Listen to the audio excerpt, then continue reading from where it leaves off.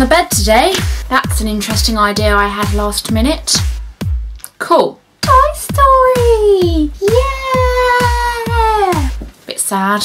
This is where the magic happens. And by magic, I mean frantic internet searching. I have learned amongst the YouTube community, British people are very much so liked. Liked very much so. What? So I thought that I'd take advantage of this place I happen to be born in. There is a lot of things I've heard in my time. People say, oh my god, did you know that the British people say this? And it's like, no they don't. Well, some might, but not all of them. For example, like the stereotypical of like the drinking tea all the time. I don't like tea. I drink coffee and I don't have it with scones because I don't like scones too much. There's the odd few things which need to be changed when it comes to the stereotypical British person. So I'm going to start with slang words. We're going to get this stereotype down and we're going to start with slang words. I found a website and this website is a website that contains British slang words and what they mean. Being a very typical British young girl in Brighton, that's where I'm from, I'm going to go through them and I'm going to tell you what I think they mean before I've even read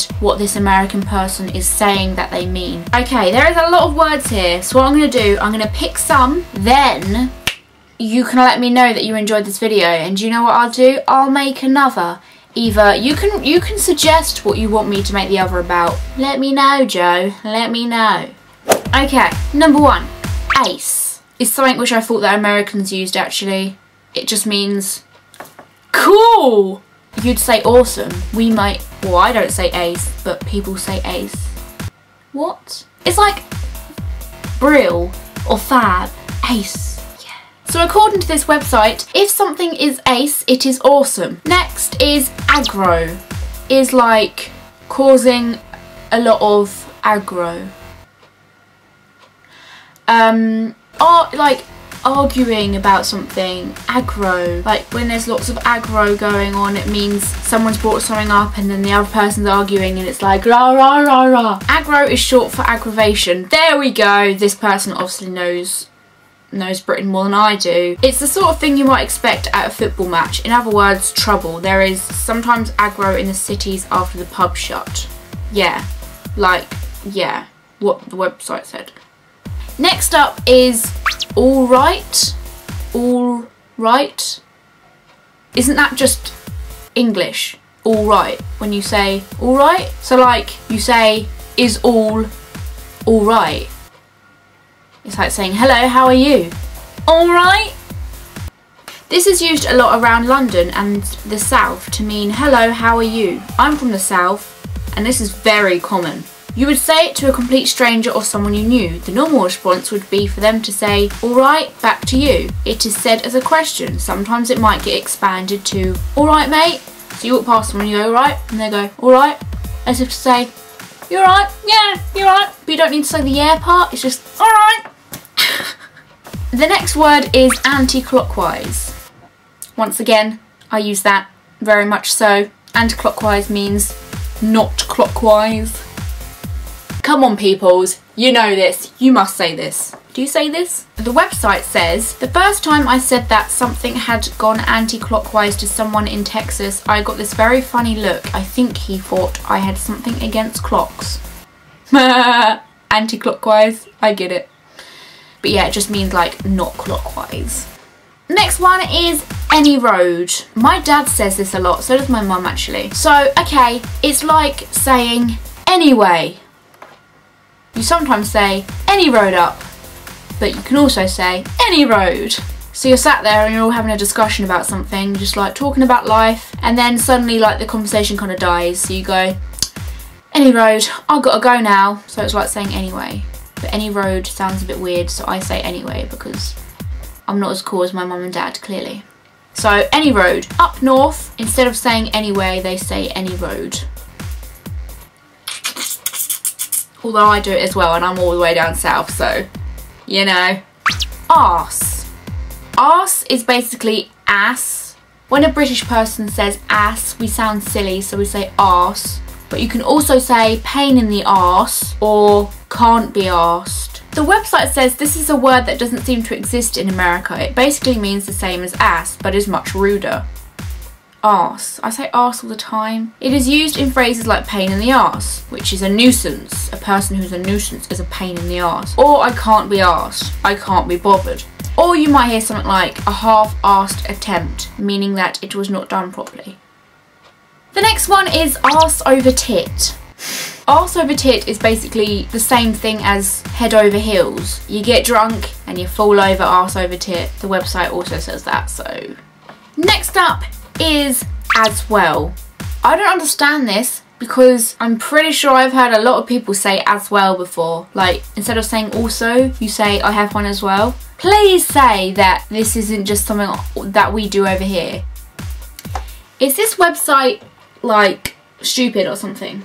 The next word is backy. Tobacco, but like the stuff you roll yourself in a backy pouch. Okay. Next word is bang. I am aware what you guys think bang is compared to what I think bang is. And they're two very, very different things. If an American came up to me and said, "Do you like my bangs?" I would be quite scared. To figure out whether I liked their bangs or not, I would have to go into their bedroom, have a few minutes with them, and then leave. A bang, to me, means sex. This is not a bang, this is a fringe. Usually I prefer the way Americans say different things like trash can, diaper. I don't like nappy and a bin. However, when it comes to bangs, I don't like how you call this bangs. Why is this a bang? Like what is bang about this? I don't get it. It's a fringe because it's fringe, it's fringy. But bang over here means to bang someone. Like I want to bang you. That means I want to make babies with you. Balmy is the next one. Balmy means crazy. She's gone balmy. Would mean that girl who I've just said has gone balmy is running around the lawn half naked with a bin bag for a skirt. That would be balmy because she's a little bit loopy. Here it says if somebody tells you that you're balmy, they mean you have gone mad or crazy. For example, you'd have to be balmy to visit England without trying black pudding.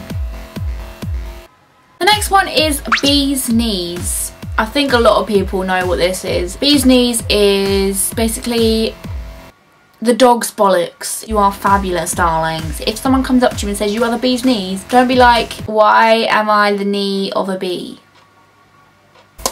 And the next one is bladdered. If someone is bladdered, they are drunk.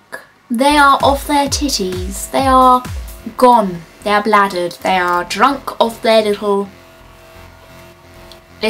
bodies. They are slashed. They are... no, not slashed. They're smashed.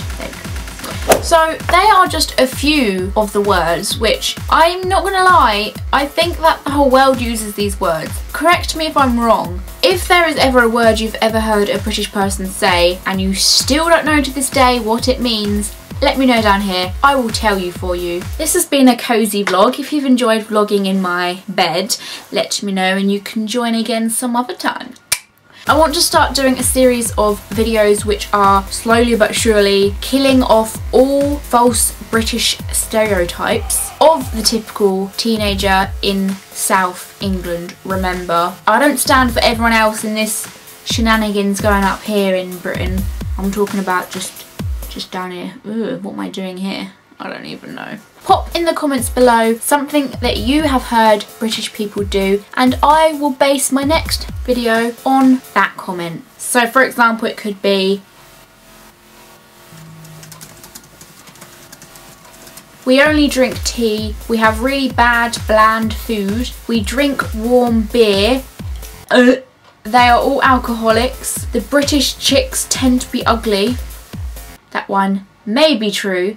Okay, so you see what I'm saying here. Basically, if you have a stereotype which you're not sure whether is true or not, I will be sure to cover it in a video and let you know whether it is true or not. Thanks for watching, guys. Please make sure you like me on my Facebook page, which is down here in the description. I also have a Twitter and a Tumblr, so if you wanna come see me every now and again for chit chat. They're my social networking sites, and that's where you can do that. Or if you're new to this channel, make sure you subscribe on the button down here. And also, I mentioned that I had a second channel now. I'm not too sure if I'm going to be using that channel, but it's there if I ever need it in the future. That's all that matters. Right? Right.